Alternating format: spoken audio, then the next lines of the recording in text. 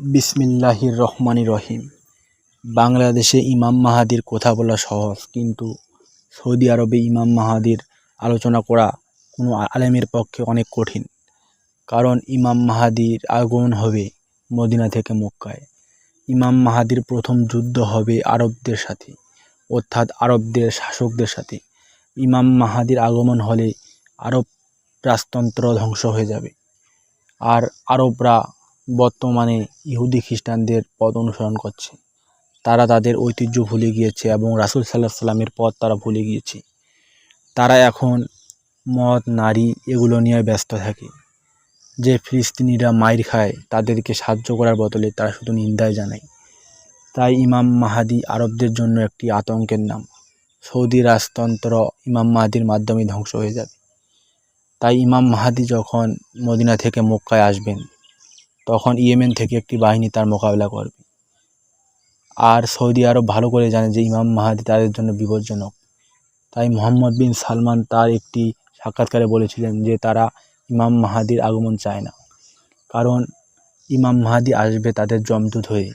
তাই কোনো যমদূতের আগমন কোনো ব্যক্তি চাইবে না। কারণ রাসূল সাল্লাল্লাহু আলাইহি ওয়াসাল্লাম এক হাদিসে বলেছেন, কাবা ঘরের ধনভাণ্ডার নিয়ে খলিফার 3 পুত্র যুদ্ধ করবে। তখন পূর্ব দিক থেকে কালো পতাকাবাহী একটি দলের আগমন হবে। তারা সেখানে ব্যাপক হত্যাযজ্ঞ চালাবে। তখন তোমরা সেই দলের নেতার কাছে বায়াত গ্রহণ করবে, কারণ তিনি হলেন আল্লাহর খলিফা মাহাদি।